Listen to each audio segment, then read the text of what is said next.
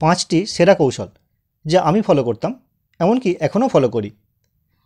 প্রথমত, তোমরা নোটসটা 2 থেকে 3 বার ভালো করে রিডিং পড়ে নাও। দ্বিতীয়ত, তুমি যে নোটসটি পড়ছো সেই নোটসটির বিষয়বস্তু বা সারাংশ গল্পের মতো করে বুঝে নাও। তৃতীয়ত, তারপর প্রতিটি প্যারার বিষয়বস্তু অর্থাৎ প্রতিটি প্যারাগ্রাফ যে রয়েছে সেই প্যারাগ্রাফগুলোই ভালো করে পড়ে সেই প্যারাগ্রাফের মূল বিষয়বস্তু কী রয়েছে সেটি মনের মতো করে বুঝে তোমার নিজের মতো করে একটি হেডিং দাও। অর্থাৎ প্রতিটি প্যারার জন্য তুমি নিজের পছন্দ মতো বা নিজে মনে থাকবে এমন বিষয়বস্তু অনুযায়ী একটি করে হেডিং দাও। তারপর সবগুলি হেডিং পরপর একটি খাতায় নিচে নিচে লিখে ফেলো।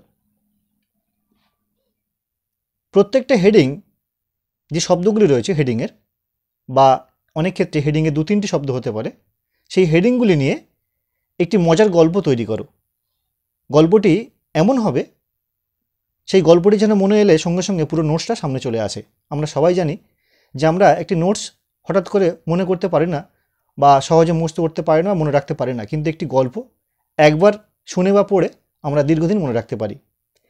তো এক্ষেত্রে আমি তোমাদের এই 5টি কৌশল কীভাবে ফলো করতে হবে বা কীভাবে কাজে লাগাতে হবে তার জন্য একটি গল্প তোমাদের সামনে তুলে ধরলাম। তোমরা দেখো,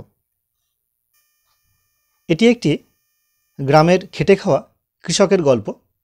তোমরা এই গল্পটির মধ্যে একটি ইতিহাসের বড় প্রশ্নের সমগ্র উত্তরটি বা তার পয়েন্টগুলি বা বিষয়বস্তুটা লুকিয়ে রয়েছে। তোমরা গল্পটি আগে শুনে নাও, তারপর তোমাদের বুঝিয়ে দিচ্ছি। দেখো, কৃষকটির অনেকটাই জমি ছিল।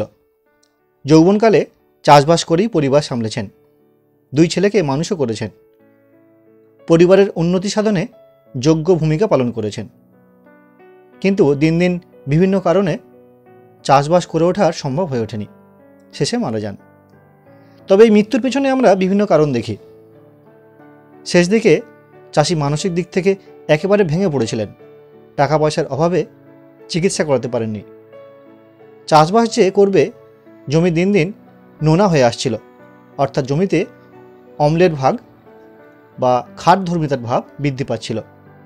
তার উপর আয়লা আমফান তো লেগেই ছিল। যেটুকু ফসল হতো বেড়া দিতে না পারার কারণে গরু ছাগলে খেয়ে যেত। তাছাড়া বলদ দিয়ে চাষবাস আর চলে এ সময়, ট্রাক্টরের সময়, কিন্তু তখন তিনি বলদ দিয়েই চাষবাস করতেন। শেষ জীবনে সম্পত্তি নিয়ে 2 ছেলে বউয়ের মধ্যে গৃহযুদ্ধ লেগেই ছিল। শেষে কোথা থেকে কী যে বিদেশি রোগ আক্রমণ করলো, চাষি শেষ পেশে মৃত্যুর কবলে ঢলে পড়ল। তবে তার পরিবারের জন্য চাষের কৃতিত্বকে কোনোভাবেই অস্বীকার করা যায় না বা কেউই ভুলতে পারে না। তো মূলত এই ছিল একটি চাষির গল্প। এবার দেখে নাও এই গল্পের মধ্যে কীভাবে একটি বড় প্রশ্নের পয়েন্টগুলি বা গল্পের বিষয়বস্তু লুকিয়ে রয়েছে। তোমাদের মধ্যে প্রায় প্রত্যেকেই হরপ্পা বা সিন্ধু সভ্যতার কথা নিশ্চয়ই শুনেছ, এবং ইতিহাসের পাতায় এই সভ্যতার পতনের কারণ তোমরা নিশ্চয়ই আলোচনা করেছো বা দেখেছো। সেক্ষেত্রে আমরা লক্ষ্য করি যে এই হরপ্পা বা সিন্ধু সভ্যতার পতন একাধিক কারণে হয়েছিল। যেমন মানসিক বন্ধ্যাত্ব, অর্থাৎ এই সময়ের মানুষ বা হরপ্পাবাসীরা মানসিক দিক থেকে এমনভাবে পঙ্গু হয়ে গিয়েছিল যে তারা আধুনিক জিনিসপত্রের ব্যবহার করতে চায়নি বা ইচ্ছা ছিল না তাদের। তাছাড়া আর্থিক দিক থেকে তারা দুর্বল হয়ে পড়েছিল। এই সময় প্রাকৃতিক অবস্থায় অর্থাৎ প্রাকৃতিক পরিবর্তন ঘটেছিল। বিভিন্ন এলাকাগুলোই মরুভূমি থাকায় বা সেখানে ক্রমশ শুকনো হয়ে যাওয়ায় জমি ক্রমশ লোনা হয়ে যাচ্ছিল। তার উপর জলাভাব বা মরুভূমি হয়ে যাওয়ার জন্য বৃষ্টিপাতের পরিমাণ কমে যাচ্ছিল।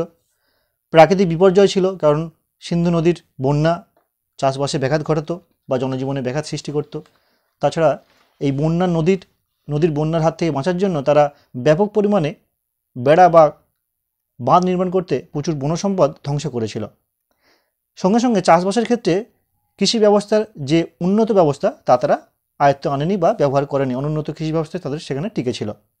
তার উপর ছিল গৃহদ্বন্দ্ব, বিভিন্ন জায়গা জমি বা বিভিন্ন গোষ্ঠীর মধ্যে অন্তর্দ্বন্দ্ব ছিল, যেটা কিনা বিভিন্ন ধ্বংসাবশেষ থেকে পাওয়া গেছে। মৃত কঙ্কাল বা মাথার খুলি যে আঘাতগুলো পাওয়া গেছে তা থেকে মনে করা হয় যে বহিঃশত্রু আক্রমণ হয়েছিল বা গৃহদ্বন্দ্ব হয়েছিল। এবং শেষে আমরা লক্ষ্য করি যে সময় সভ্যতা একদম চরমে পতনের দিকে, সে সময় বহিঃশত্রুর আক্রমণ হয়েছিল এবং সভ্যতাকে পতন ঘটিয়েছিল। তো এবার আমরা এই যে পয়েন্টগুলি রয়েছে এই পয়েন্টগুলির সঙ্গে আমার যে গল্পটি রয়েছে সেই গল্পটা তোমাদের মিলিয়ে দিচ্ছি, দেখে নাও কীভাবে এই পয়েন্টগুলি এবং গল্পটি আমার এই চাষির গল্পের সঙ্গে মিলে যাচ্ছে। তো এক্ষেত্রে তোমরা দেখে নাও এই হরপ্পা সভ্যতার পতনের পিছনে 10টি কারণ বা পয়েন্ট রয়েছে। 10টি পয়েন্ট তোমরা দেখলে ভূমিকা থেকে শুরু করে মূল্যায়ন পর্যন্ত আরও একবার দেখে নাও। এই 10টি পয়েন্ট গল্পের মধ্যে কীভাবে রয়েছে তোমরা দেখে নাও। দেখো, হরপ্পা সভ্যতার পতন আমি এক্ষেত্রে পতন সমান সমান এক বৃত্ত কৃষকের মৃত্যু হিসেবে ধরেছি এবং গল্পটা কীভাবে তৈরি করেছি তোমরা আগেই দেখে নিয়েছো। এক্ষেত্রে দেখো, তার পরিবারের জন্য তিনি যথেষ্ট ভূমিকা পালন করেছেন, অর্থাৎ ভূমিকা রয়েছে এখানে। দেখো এখানে 1 নম্বর পয়েন্টে ভূমিকা রয়েছে। দ্বিতীয় দেখো, মানসিক দিক থেকে দুর্বল হয়েছিল তিনি। যখন বৃদ্ধ কৃষক যখন বয়স হয়ে গেছিলো তখন তিনি কিন্তু মানসিক দিক থেকে আর ঠিকঠাক ছিলেন না, তিনি মানসিক দিক থেকে দুর্বল হয়ে গিয়েছিলেন, তাই তিনি চাষবাস করতে পারেননি। সঙ্গে আরও রয়েছে টাকা পয়সার অভাবে তিনি চিকিৎসা করাতে পারেননি, অর্থাৎ আর্থিক দুর্বলতা। দেখো 3 নম্বর পয়েন্ট রয়েছে আর্থিক দুর্বলতা। তারপরে রয়েছে দেখো ভূপ্রাকৃতিক পরিবর্তন, অর্থাৎ দেখো চাষবাসে যে করবে দিন দিন জমি লোনা হয়ে আসছিল বা অম্লধর্মী হয়ে আসছিল, অর্থাৎ 4 নম্বর পয়েন্ট ভূপ্রাকৃতিক পরিবর্তন। তার উপর দেখো, তার উপর আয়লা আমফান প্রাকৃতিক বিপর্যয়, এই দেখো 5 নম্বর পয়েন্ট, আয়লা আমফান লেগেই ছিল, অর্থাৎ প্রাকৃতিক বিপর্যয় ছিল। এবার দেখো বনজ সম্পদের বিনাশ, যেটুকু ফসল ফলতো বেড়া দিতে পারতো না, অর্থাৎ এই যে বেড়া শব্দটি উল্লেখ রয়েছে, অর্থাৎ নদীতে বন্যার জন্য যে সেচ ব্যবস্থা, বন্যার হাত থেকে বাঁচার জন্য যে বাঁধ দেওয়ার জন্য তারা প্রচুর পরিমাণে অরণ্য ধ্বংস করেছিল বা বন সম্পদ বিনাশ করেছিল, তা তাদের পতন ডেকে এনেছিল। এই বেড়া শব্দটি হচ্ছে এই বাঁধ দেওয়া প্রমাণ করছে। পরবর্তী দেখো, বলদ দিয়ে তখন হাল করতো, বলদ দিয়ে হাল তখন চলে আর এখন ট্রাক্টরের সময়, অর্থাৎ অনুন্নত কৃষি ব্যবস্থা। তাই এই বলদ দিয়ে হাল করাটা শব্দটি অনুন্নত কৃষি ব্যবস্থাকে ইন্ডিকেট করছে। তারপর দেখো, সম্পত্তি নিয়ে ছেলে বউয়ের মধ্যে গৃহযুদ্ধ, অর্থাৎ বিভিন্ন গোষ্ঠীর মধ্যে যে দ্বন্দ্ব 8 নম্বর পয়েন্টের সঙ্গে মিলছে।